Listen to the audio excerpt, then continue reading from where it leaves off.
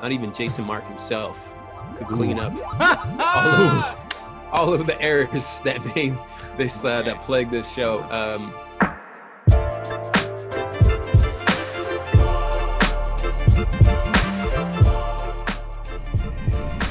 What up? Welcome to the Dad's Got Kicks podcast. I'm your host, Esteban Serrano, and as always, I'm joined by two of the finest sneakerhead dads in the game, Efren and Josh.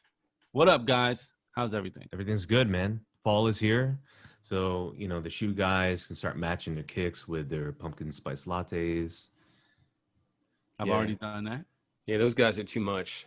Actually, I was having a conversation with a few of my buddies the other day about just how much you should match your kicks. Like, how much should your outfit match your sneakers? Feel like we were a little bit mixed in there. Personally, I'm the kind of guy that, I like to wear kind of just, plain stuff and then let the sneakers do the talking. But what about you guys? Are you guys into, like matching to a T? Like, 100%? Every color that's in your shirt is also in your shoes and vice versa? Hell to the no. And I mean, look, I being in New York, shocked. You see those dudes, they are like the lining on the hat brim is the same as the laces, and I'm like, y'all tried so hard, especially when it's only like two colors. Yeah. Like when it's white and red and everything you're wearing is white and red. My man got red braces, rubber bands in his teeth. I'm like, y'all, kudos to you. Hats off. He goes to the orthodontist to get him changed out weekly. Every day. Go in there. Look, I need them fire red rubber bands today. It's like, all right, man, you relax. No, not for me. I don't. They have to match, but it's more about a compliment. So then that's well said. Yeah, it's a compliment. You know what I mean? Efren, are you a compliment guy? Complimentary? So I like to do both. It depends. So for me, if it's a new pair of kicks, I like to match them, right? If it's the second go around, third go around, I'll compliment them. But if it's a pair that I've been eyeing for a long time, like the mochas that are going to come out at the end of this month, right? Or something crazy that I don't usually go for, like the biohacks. If I got those, I'd want to feature them. I would want to compliment my fit so that people will have their eyes going right down to the sneaker, right? Yeah. Because then you do end up looking kind of like you're wearing a costume a little bit. Yeah. And then the sneakers get lost. They don't translate to the eye. Like, oh my gosh, look at that green and white guy walking by me. Yeah, I've fallen into the matchy trap a couple times, but sometimes to work, I'm getting up pretty early. It's still dark. My wife is asleep, so I got to kind of get dressed in a darker room. And a couple times I've left the house only to get to work and realize what I thought was a perfect match was actually like two tones or two shades off of what I thought it was. Yeah. And then in the sunlight, you're like, oh, this isn't good. Oh, it's harder now though, because it's too dark in the morning now. Yeah, that's what I mean. You don't know. You crawl out and you're like, what is this that I'm wearing right now? Listen to us. Listen to how dad we are. Remember back in the day when your world revolved around your sneaker and you laid out the fit the night before, right? Or at least got into bed and imagined what you were going to wear the next day. Now we're like getting dressed in the dark. Like we don't care. When did your mom stop dressing you? Oh man, my mom is a very special woman. And so, she had little benchmarks for, she said, as soon as you're taller than me, I don't have to feed you anymore. Right. 6'3". My mom was 5'10". So that was 14 years old. I was fending for myself. So she stopped dressing me probably when I started doing my own laundry, which is probably around 10 or 11. Okay. Wow. Yeah, you started doing your own laundry at 11? Oh yeah, she was not playing. Man. She was like, go wash these. You get dirty. You play outside. You come in and out. Go wash your own clothes. Now I'm tired of washing. Sophia's got 2 years then.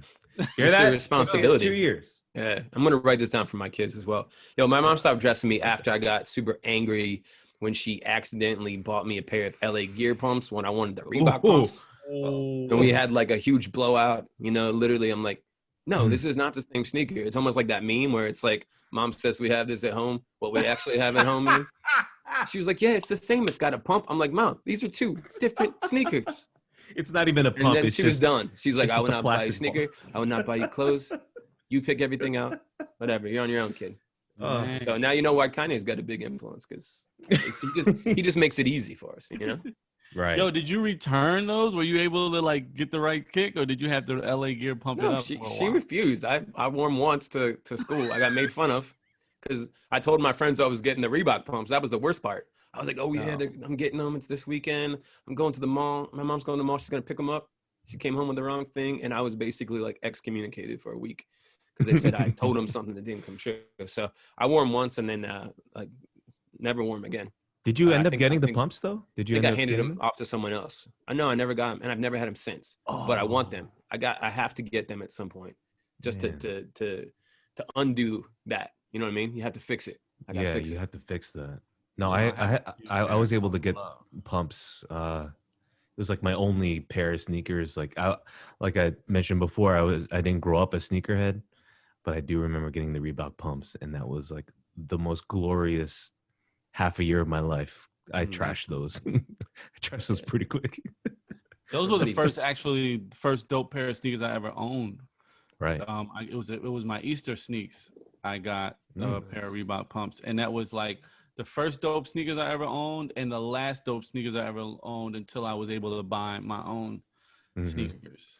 Oh, my FOMO is now amplifying because both of you got those and I didn't. So, oh yeah, thanks for rubbing it in, gentlemen. No problem. Glorious, bro. Yeah. They're glorious. All right. Anyway, let's get into our first segment. It's called Buy or Sell. Basically, I'm going to throw 3 topics or statements out at you, and you guys let me know if you're buying it or if you're selling it. You guys ready? Yeah. Let's do it. Efren, you're going first on all these, right? Fine. I owe you. Deal. You do. Okay. You threw me out there last week. All right. First and foremost, classic sneakers retroed as golf cleats. And Efren, since you look like the only one who plays golf in this chat. What a diss. Am I offended? What are you I don't saying know. about people who play golf? Think, Josh. Listen, I just looked at his face. That's how he took it, right? I don't play golf. All right. I don't play golf. And for the people listening, I made a face. That's a sell for me, man. That's a sell. And I'll tell you why. Really? Yeah.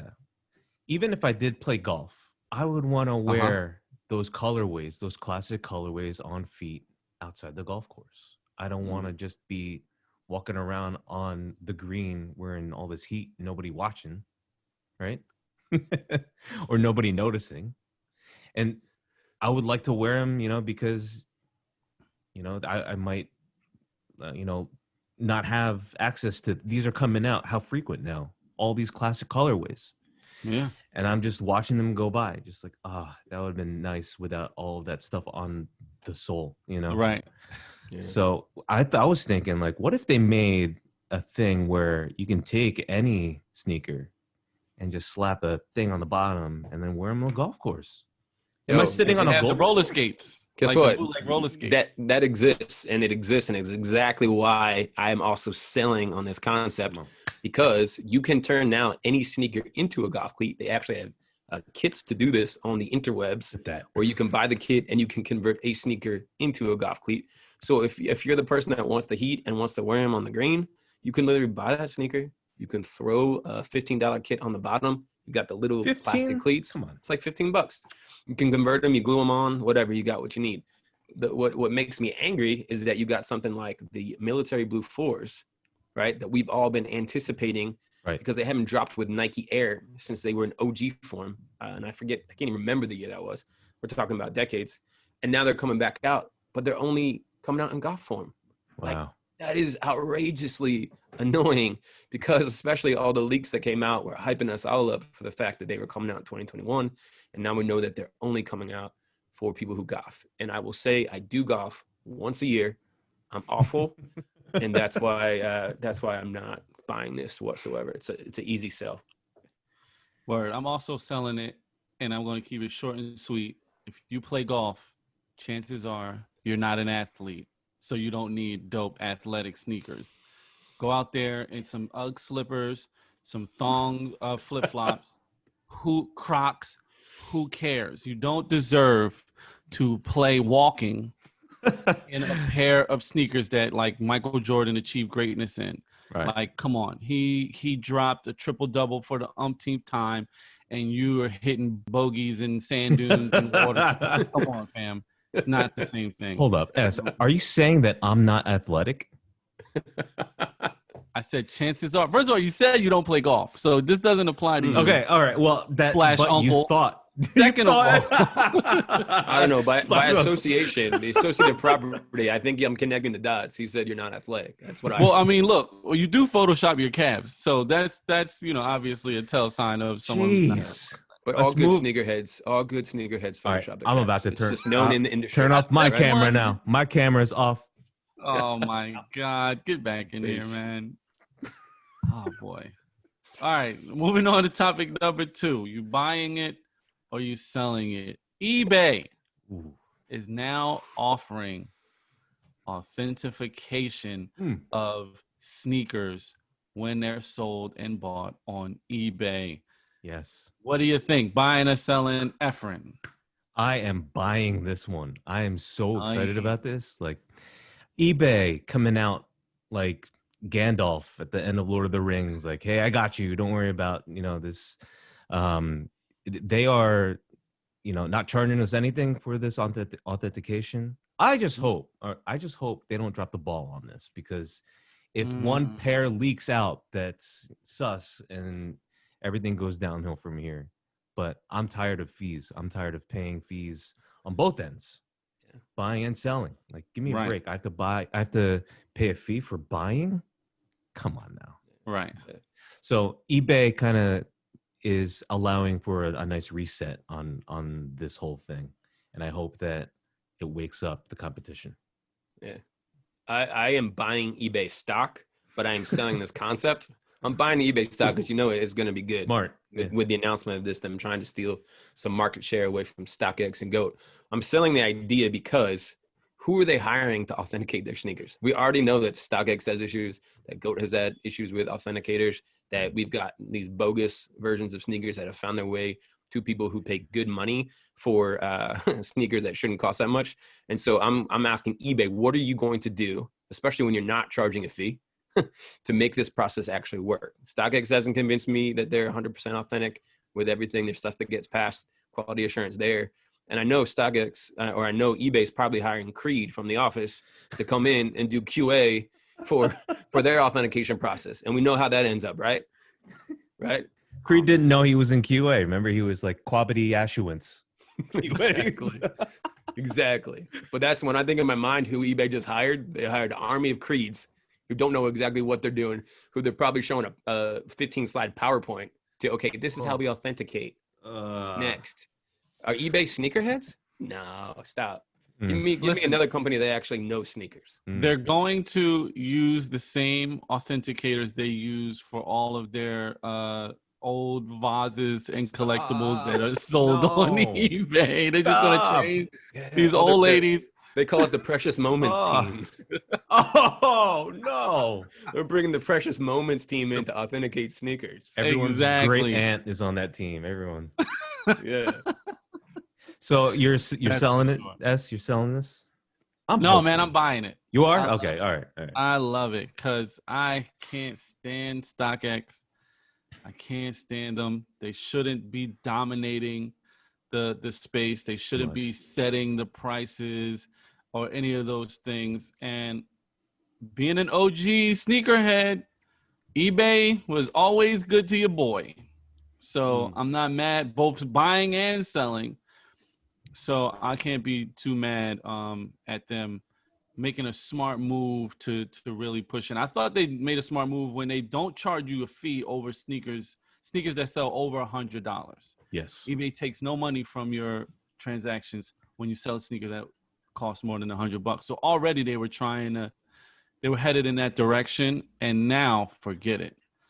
I feel like, as long as the Precious Moments team is, getting a good getting a good PowerPoint presentation, then it's going to be all good. But everything's going to have its flaws. Let's hope they stay by it now, though, because there's nothing more insane than like the eBay like negotiations that used to happen back and forth, where like the last minute 900 people came in and drove something that you thought you had for $200 up to like 1,000, and you're like, wait, what?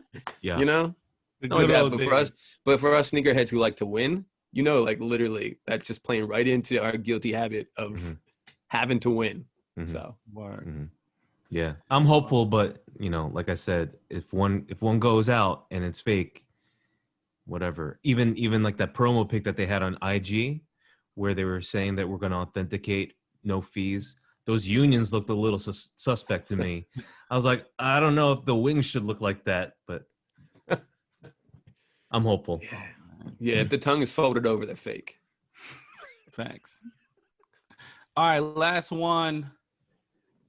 Are you buying or are you selling this? And this is a little bit of a Homer conversation, but Doc Rivers, the new head coach of the Philadelphia 76ers, you buying it or you selling it? I'm going to sell this one. Because I think Doc, he had a great run in Boston, and he's still riding the coattails of that run. And if you look at recent history and the teams that he's had, they were better built, I think, than the team he's given over in Philly. And he had first round loss after first round loss. He went in, I think, in conference finals a couple times. But, you know, even those teams with Chris Paul at the helm, you know, he had Lob City. It was just, you know, probably bad timing because Golden State was, you know, on the come up there. But if you look at his win-loss record, it's not spectacular. He's a great teacher, I think. But that's not a substitute for a coach. And I think we're still going to suffer through some, 4 years of mediocrity, especially with the team that is how the team's currently built. I think there still needs to be a lot of changes. I think we're not even halfway there yet. Yeah. Efren, I want you to answer a question for me. Yeah. Which team did Doc Rivers coach this past season? Which team did Doc Rivers coach? Is this a trick question? No, it's not a trick question. The Clippers? Yeah. What did the Clippers do? They had probably the most underperforming team in the entire history of mega teams. Okay. They couldn't even make it to the conference finals for their conference. And so they had a bevy of talent, way more talent than I even see on the Sixers roster. Not only that, but one of the tensions there is managing the egos and the playing styles of megastars. Right. And you're coming into a situation in Philly where you got Joel Embiid and Ben Simmons still sitting there, and a few other guys, but they've never had chemistry enough to play as a team. I don't think he fixes that. If you can't get guys like Kawhi and others like that to play together and Paul George to be able to make a run, I don't see how he actually does that with a team that's as divided around like what their identity is as the 76ers right now. So the only way he succeeds in my book is if they just change it all up. They go in a different direction. They let one of those two guys go and they rebuild the team. But even then, I feel like he's going to lay the framework for the next person. I don't see him winning a championship with them anytime soon. And so for that reason, I'm definitely selling along with you as well. Yeah, I'm on the selling train too, man. I'm on the selling train. I feel like if you can't get the Claw and PG excited to play in the bubble, then you're not the man for the job with prima donna Ben Simmons and Joel Embiid, who, you know, they need coaching, bro. They need real coaching. Right. I think Doc used all his coaching mojo when he went to the Eastern Conference Finals against LeBron and then beat Kobe in the finals. I think that was it. Mm-hmm. It's no more. I agree. And my question is, what is going on with Mark Jackson? And why can't that man who built a short-lived dynasty Come on now. up Can't get a job. in Golden State? That's I right. mean, come on. He right. put together a team with like just pure talent, no superstars. Right. And made those guys superstars, and then had to pass it off to Steve Kerr, who is a great coach. But like, if we're talking about coaching, first of all, Tyronn stepped over Lou, was in the running to be the coach. I was about to mention him. Right. We stepped over him. We don't want him to Philly. Get out of here. I think that should be on the list, on the short list of who do you not invite as one of the candidates. Did you get stepped over? Come on. Stepped over Tyronn Lue and Doc Rivers were front runners for this job, both from the failing Clippers. Right. Listen, maybe the strategy was we'll bring in Doc and Tyronn so that ultimately it was an easy choice. So the fans won't be divided over who it was when you break down the final two. But the fact that Lou is even invited into that conversation, I do think should be offensive to Mark Jackson for sure. Because he's way more talented as a coach to me than Lou and Rivers. I would have actually preferred him in Philly. Same. Yeah, but let me ask you another question, S, because this is something that we haven't made fun of Nick Bonilla yet to this point on the podcast, which might be a record. But Nick wanted me to throw this surprise buy or sell question in for you and Efren. And it's about LeBron. Obviously, they just won championship. LeBron won his fifth. We knew it was about LeBron. You said Nick. Yeah. I'm going to throw up. Nick is all over LeBron. So listen, the buy or sell here is this. LeBron's victory over the Heat was impressive. Beating the Heat is impressive. Buy or sell? Sell. If you don't give me a break. Sell. Right, I would sell, but I don't think anybody buy it. I think I would auction it on eBay. Set the starting bid at $1. Listen, man, first of all, the Heat were not even at full strength. Right. And they got 2 games out of those boys. Like, are you kidding me? Yep. I agree. Listen, Linda. Not impressive.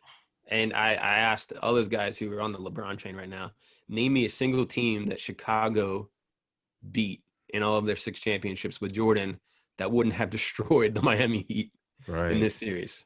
They all would have. Literally, I can't name one. Yeah. And a Jordan team, they would have won that series in 3 games. I know you're supposed to win in 4, but the team would have forfeit after the 3rd game. Get out of here, man. Yeah. All right, enough about these whack Sixers. Enough about Doc Rivers. Enough about the letdown as a Philadelphia fan.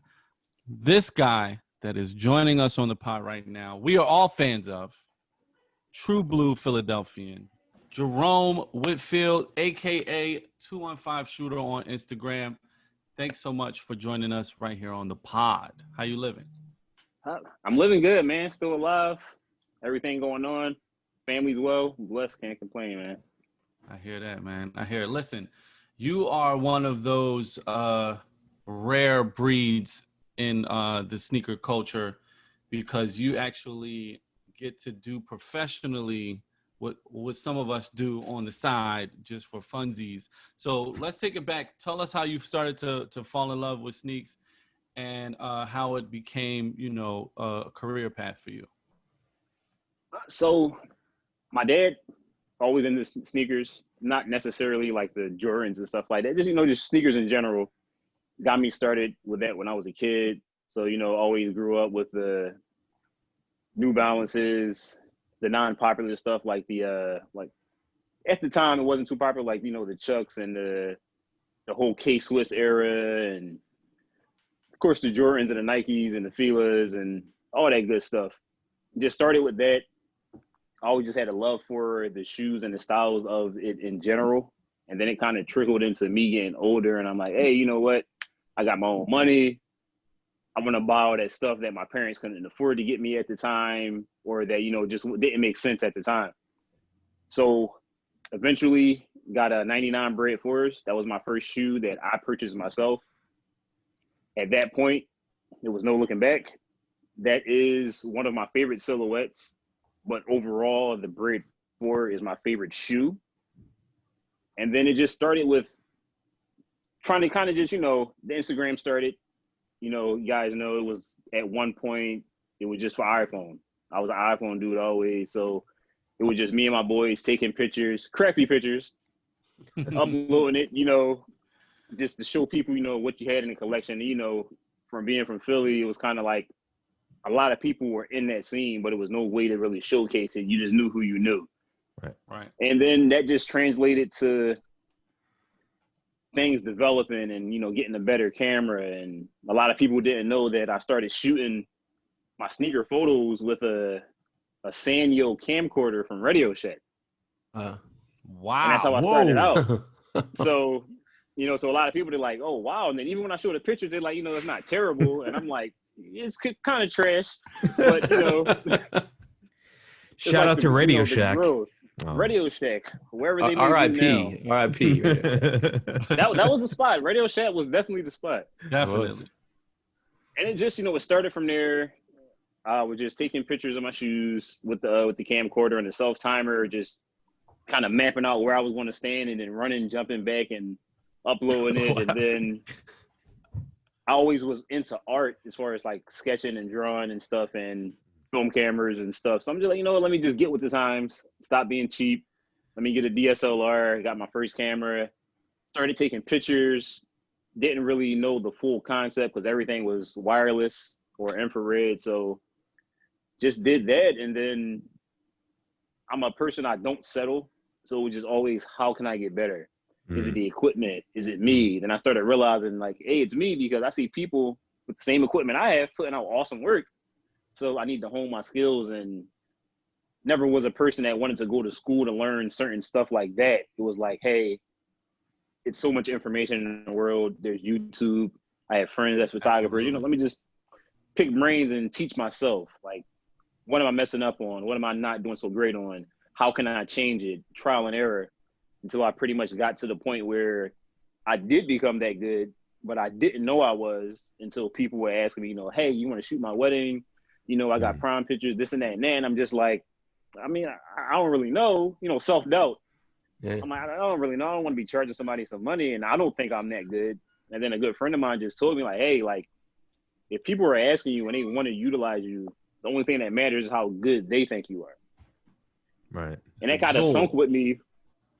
And I'm just like, you know what? He's right. But I'll be more comfortable once I think I'm good enough.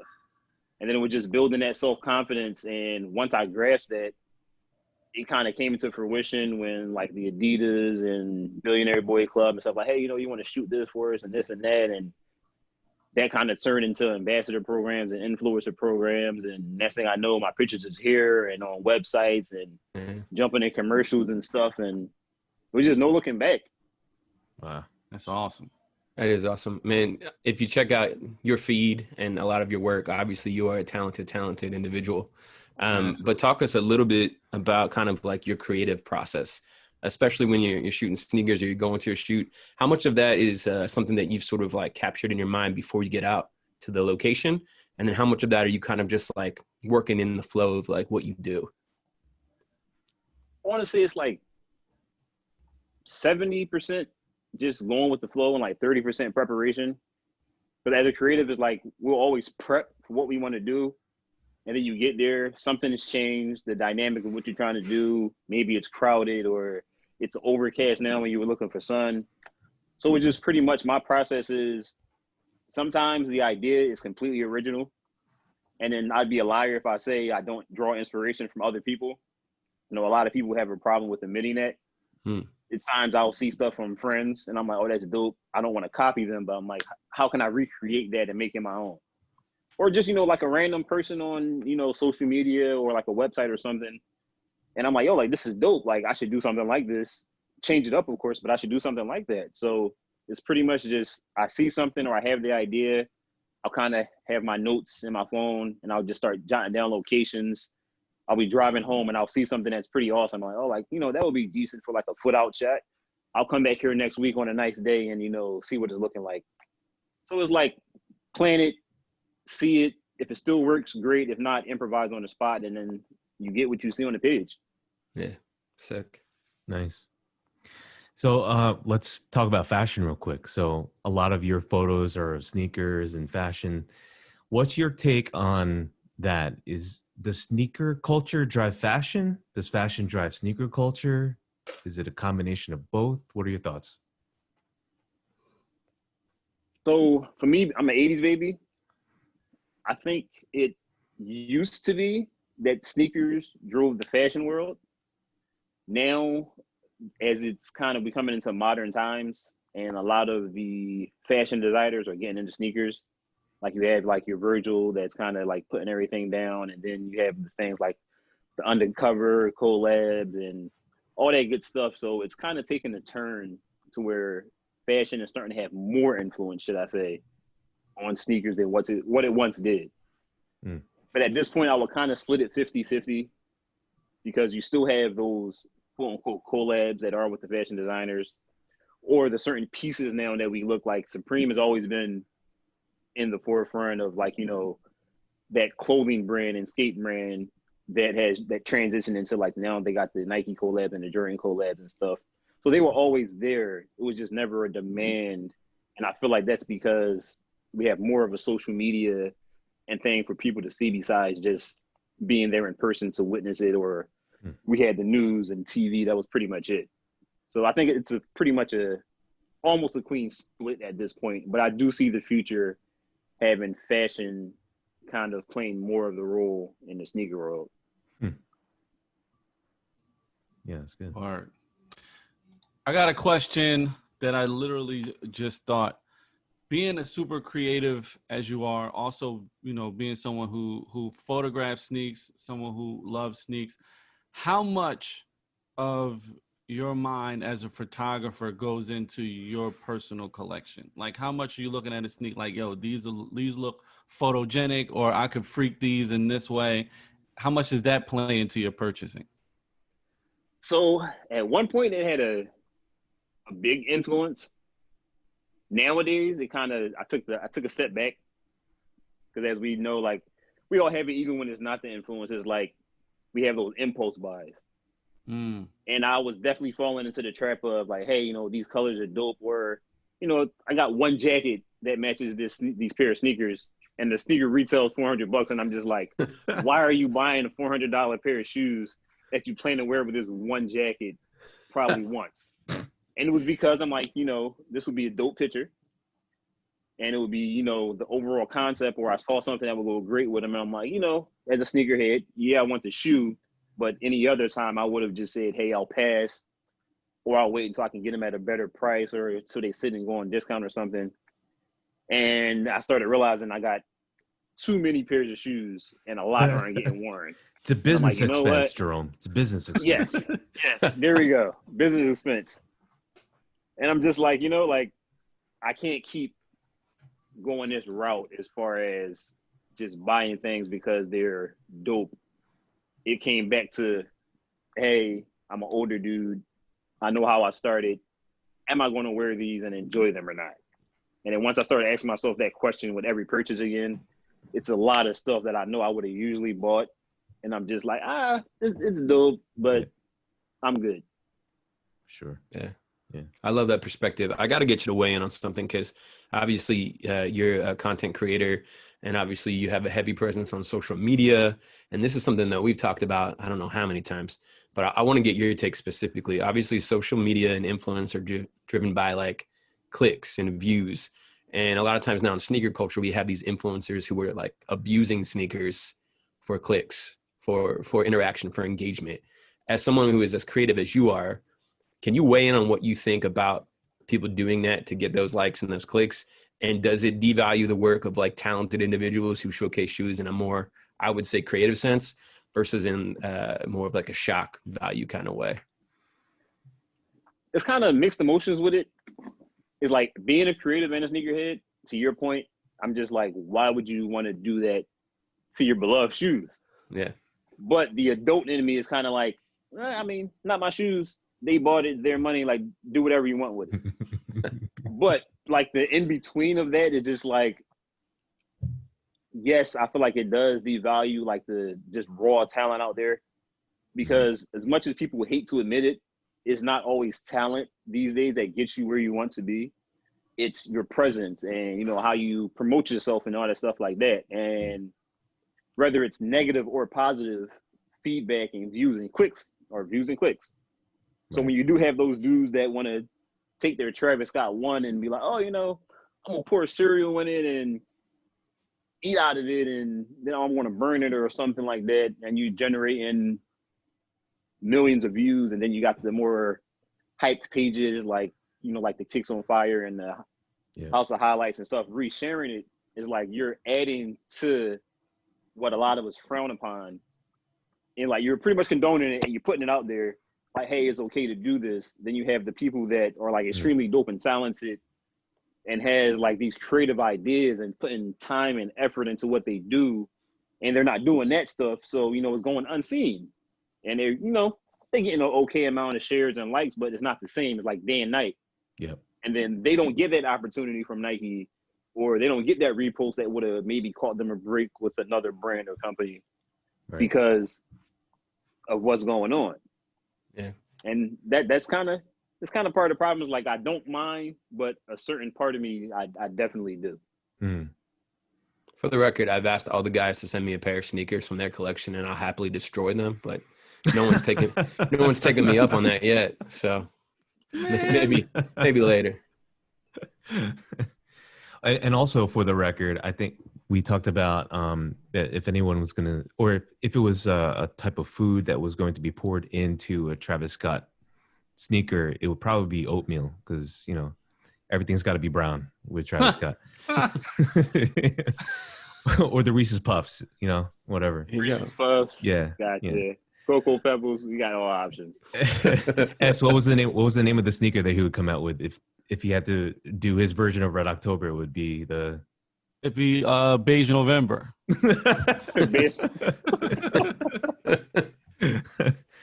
Oh man, sorry. Being a dad, how has that shaped your work and your love for sneakers, and has that changed in any way? It shaped it for the better. Like at first I was a girl dad. My oldest is my daughter. So it was like hell yeah. I'm like, now I have a little mini person to share shoes with. And that's right. I just went on a spree just buying this and that and looking on eBay and all types of sites like, oh, you know, like, nah, these just came out. I don't want her to have those. I wanted to have the OG 98s. They older than her and all that stuff. And then having my son to be like, okay, now this is really a mini me. And I can dress him like me. I'm like, I was doing it with my daughter, but she started getting older and like, oh, you know, daddy, I want to dress and this and that. You don't want to dress, you know, you want to wear this with, you know, with the Jordans like daddy got you like him and stuff. So it put me in the perspective of being wise with what I spend because of the added responsibility. Yeah. But it also like gave me more people to share it with. Like I said, my wife is a sneakerhead. So it's just like now it's like awesome to be able to be like, oh, I can go buy a full family size run. And my son, he's 1 and he sees sneakers and his eyes just lights up and he wants to take them out the box. And he don't know what he's doing, but for some reason he likes it, you know? Does he open it up like Dennis Rodman does? No, he doesn't do that. He has more sense than Dennis Rodman. That's good. That's good parenting right there. Same thing with my daughter, you know, just to be able to have it and share and just to see like how they react when certain things are in front of them to have and, you know, to be able to share that with somebody where it's not forced, like it's genuine. Right. Like that definitely put me into a better mood and like a better perspective of everything with like shoes and parenting. Yeah. Word. You mentioned that you're married to a sneakerhead. I have to ask, who's got the better collection? Oh, I definitely do. Oh man, he didn't even hesitate. She didn't fall out of it, but she just became to the point where she was just like, you know, like all this Off-White that, you know, Yeezy, Travis this. Like, I don't got time for all that. She's like, I like the old stuff and whatever. Yeah. And that's why I respect it, because it's like, oh, you know, like we'll go out and people like, oh, you know, I haven't seen those in forever. And she's like, yeah, I know. And I'm just like, oh, well, okay. And she's like, oh, you know, whatever, you got your little Sakai, Travis Scott's, like whatever. But, you know, I had these for 8 years, like whatever. I'm just like, you know what? I love it. I respect it. It brings a different dynamic. Like she has her style and I have my style. Of course, now she hounds me for a lot of the stuff. Like, oh, babe, I couldn't get those Travis Scotts. They kind of like $900, you want to help me? And I'm just like, should have got on sneakers. Yeah, good luck on sneakers. That speaks though to like honestly like the whole shift with like how much hype drops. Like it used to be like once a month, you know what I mean? So like there's like this like I don't know, there's a rhythm to drops.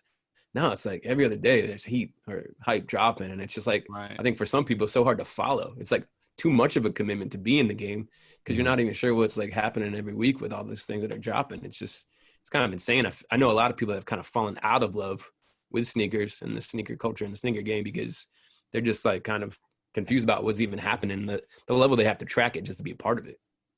Yeah, like it's to the point now we'll get like a release calendar for work of what's coming out, and I instantly get a headache. I'm just like 12 drops between the different brands this week, and I'm like 8 sneakers just came out last week. I'm like, before it was literally Jordans dropped on maybe a Friday or a Saturday for the most part. And that was the one, once a week. And they had the one big hitter maybe twice out of the month. And that was it. Now it's literally Wednesday, Friday, Saturday. This week, next week, and it's just like. Yep. And then they move you'll stuff. Go broke trying to. Yeah. Yeah, you'll go broke trying to keep up. And that's what a lot of people right. do. They play the keep up game instead of, and that's what falls back to just buying what you like and being responsible and an adult. If you can afford it, great. Like, buy every release every week, every day. Yeah. But the reality is that the average person, reality is they can't afford it, but they still go buy it anyway. And that's why a lot of people are kind of unfortunately in the situation that they are now with the one and done or flexing on social media and then it's for sale next week. Yeah. Word. All right, we're gonna speak a W into existence, Jerome. Your next W is going to be. I'm going to say the Union Forest. Okay. Coming out the worldwide drop. Yeah. Are you going to take the scissors out? Yeah. Okay. If I can get them, coming out. It's going to happen. Yeah. You spoke into existence. Yeah, I feel like you got to cut those tongues right away. That's like the first thing. That's the first thing. Restore them back to their fully intended form. I'll be honest, because I know a lot of people have me on record saying that they were complete trash until I saw pictures with the tongue up. Exactly. That changed my perspective. If the tongue would have stayed down, I would have stand by it trash. Right. Yeah. It really changed it. Do you like the I guess it's what Off Noir, and then you have the Guava Ice. The Guava Ice was just the Union LA exclusive. Which one did you like better? The Off Noir. Yeah. Definitely those. The Guavas they're really nice, but I'm a type of dude like if it's not black, red, and white like OG Chicago color Jordans, I don't want too many of them. And I'm like, I have the off-white women's fours. And I'm like, that's enough light colors on the four for me. I'm good. Yeah. Let's get really practical because we'd get in trouble with our audience if we didn't at least try to steal a couple of your trade secrets. You don't have to go deep in the treasure chest, but tell a couple of us amateurs who like to take maybe some kick picks with, and let me just say that again, kick picks. Good kick clarification. Picks. Yeah, really clarify that with our iPhones. Give us a couple of tips for how to do that well. Efren's just shaking his head now. Yeah, so do not edit that. Do not edit that out. Yeah, definitely leave that in there. Come on. Like whether it's an iPhone or you got a DSLR or whatever the case may be, my advice is going to be like if you're trying to take it partial serious or even if it's just for a dope shot, you definitely want to invest in some type of Bluetooth remote, or if you're using a DSLR, look into whatever app they have for the camera for Wi-Fi.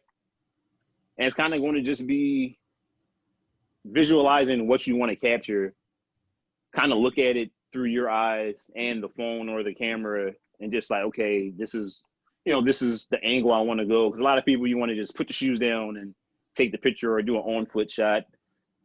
Just try to be creative without overdoing it. And then once you get out your own way, which is trying to please everybody and just saying like, hey, I think this is dope. Let me take this picture. You'll realize how creative you can actually be. And it's just it's partially the tools, but it's mostly you. Just have fun. That. Yeah. I like that. Oh, listen, man, this has been insightful. It's been fun. It's been real. Thanks so much for joining the pod. Hope you had a good Appreciate y'all time. having me. Oh, definitely. Awesome. Now, you guys can make sure you follow him on Instagram, 215 Shooter. Definitely check out his website, 215shooter.com. There's some dope pics on there. It's a crazy pic of the New Balance reflection in the puddle. That's probably my favorite joint on your site. Love that picture. Take care, man. Appreciate you. All right. Thanks, guys. Jerome. Wow. That's Kick fun. pics, huh? Kick That's pics, the name man. That's the name of this podcast episode, Kick Pics? I was like, Do you take kick pics? Send Whenever we shoes. try to take our kick pics, what should we Send shoes. I think we have our new segment. Kick pics, man. Kick As soon as pics. I said it, I was like, man, this is gold. This is gold. All right, from one joke to another one. Let's talk about Sneakerheads. Yeah. The new Netflix series that came out in September. We were excited. We saw the trailers and we definitely wanted to watch it. We wanted to digest it before we brought it up on the pod to discuss. But for those out there who haven't seen it yet, I suggest you check it out. Don't let our, opinions of it right now, sway you from watching the series. And just give you a little bit of the backstory. There's a family man named Devin who falls back into his obsession with sneakers after his pal Bobby talks him into wheeling and dealing in a scheme to score a mythical pair of sneakers, which are the airships. I mean, let's just be real. Anywho, The zeros, aka the airships. the zeros, aka, the airships. I watched this thing twice. Once as a sneaker lover, as a fan of sneaker culture, and the second time as a television producer, looking at the technical things. Dave Meyers, I believe, a famed music video director, won tons of VMAs and things of that nature, directed it. The cast is great. I'll leave my thoughts to last. What do you guys think? We started with Efren too much already. Josh, what do you think? Yeah. So as a show, the entertainment value to me was decent. But only because of my attachment with sneakers. I think if I was not a sneakerhead, that the show wouldn't have caught me. I probably wouldn't have watched more than an episode. I think the plot, the dialogue, the script, I think those were all a bit weak in some really key areas. And for that, I think if you weren't in it to kind of to chase for the grail, everyone knows we all have a grail that we're chasing down. That was kind of almost the hook for me. And all that. But when it came to actually the quality of the way the show flowed, the concept, even the way the plot kind of played out, it was weak. And so I like the show for purely sneakerhead entertainment and value, but it's not something that I'm super excited about a season 2. Mm-hmm. Efren?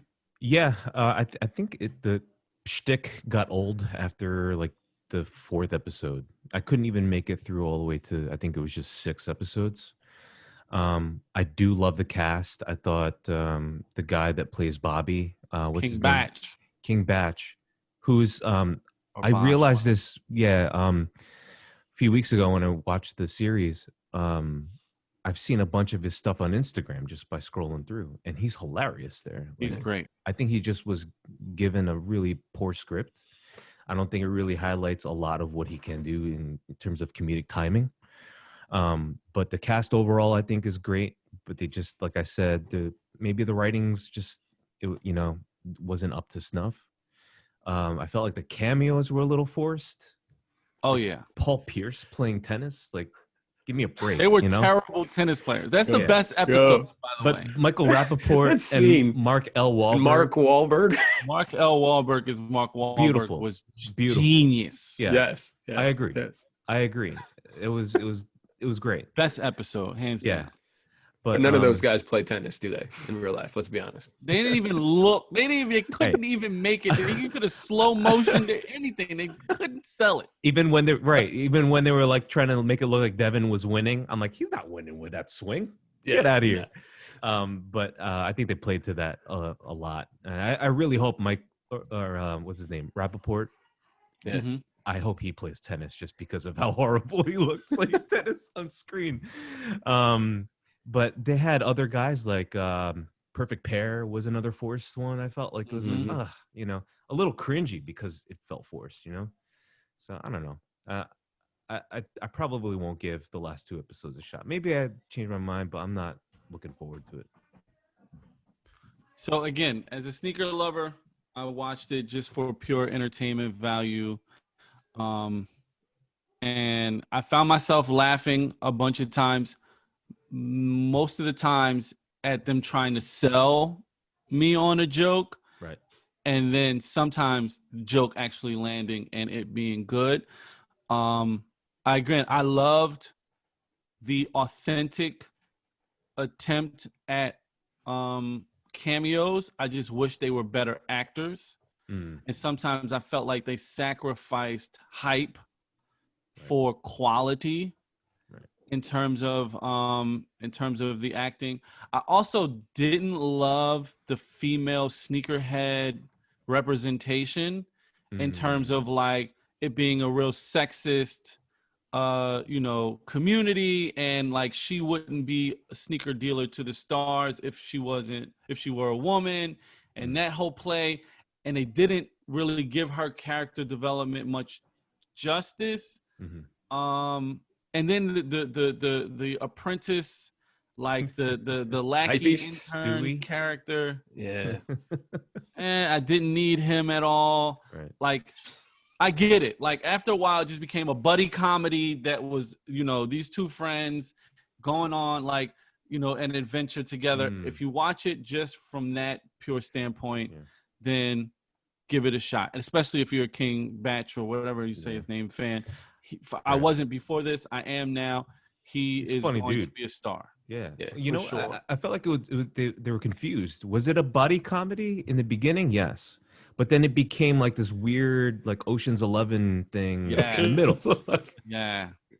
Yeah, Breakfast Club. And it's only 6 episodes, so it shouldn't have been a middle and change into a whole nother show. Right. Yeah. Well, and that's why there were like significant gaps where you're just like, wait, how did they get from point A to point B here without like filling in some of these plot holes? Right. And not only that, but even like what I was saying, like it was so bad that not even, I'm going to make a joke here, not even Jason Mark himself could clean up all of the errors that made this that plagued this show. Even though like that's part of one of those weird cameos at the end too, where he takes the zeros and shines them all up and gets them looking sweet again. Which good luck with that type of damage. But overall, like I wonder with you guys, like if you were to watch this with your wives, and if people were to watch this with their significant others, does it hurt or help us as sneakerheads in Good question. how we're perceived by those people? Not only that, maybe beyond our wives, like the sneaker culture in general. Yeah. Like, will this negatively or positively impact the way that we're perceived? They already think we're clowns. They already think we're stupid. They already think we're fools. They already laugh at us. Look at these idiots lining up outside in the freezing cold for a pair of tennis shoes. Look at these idiots dropping all this money, trying to, get bots and having everybody sign into their sneakers accounts and trying to get these stupid sneakers. And now you put together a TV show that literally just makes us look even worse. Yeah, I agree. I think my wife, knowing what it actually is like to chase a sneaker, she looks at that like it's a cartoon. Okay, she understands that. But when we go to a family gathering and me, S, and Matt are there, the rest of the family, if they watch this thing, they're going to look at us like, these clowns, they'll go to storage lockers and go like try to buy like go to these auctions hoping to get sneakers. That's not the chase. That's not for real. Like it might be for some, but that's a small percentage of folks that one could afford to buy those lockers and then auction off everything else in it. And two, it's like we aren't going to go that far into looking and get a pair of sneakers. That's just ridiculous. You know, it's like but I would imagine that being dads, we're fiscally responsible. That's not part of the equation as being an adult who likes sneakers. If you're an adult who likes sneakers, you're automatically irresponsible when it comes to watching your kids and taking care of your budget. And that's not true.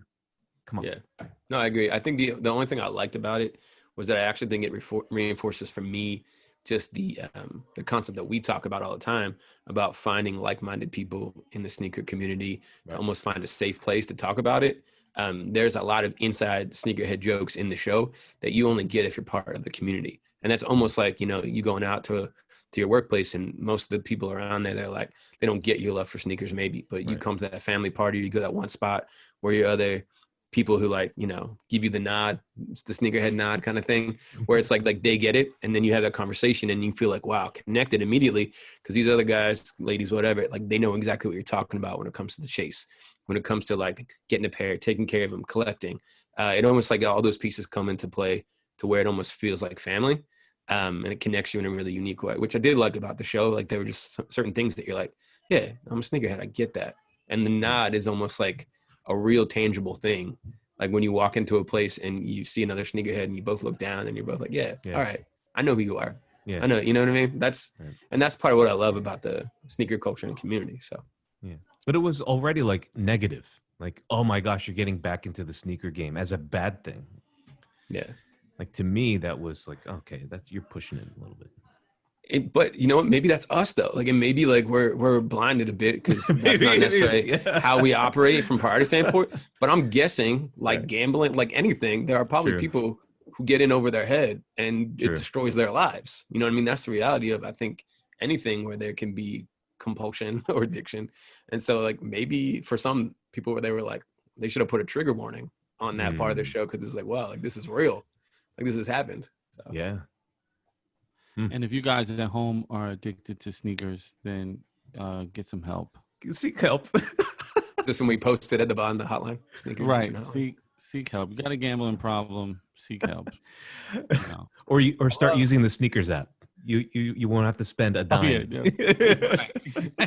You'll never get a single win. You'll never get a hit of dopamine ever again. Don't worry about it. Don't worry about it.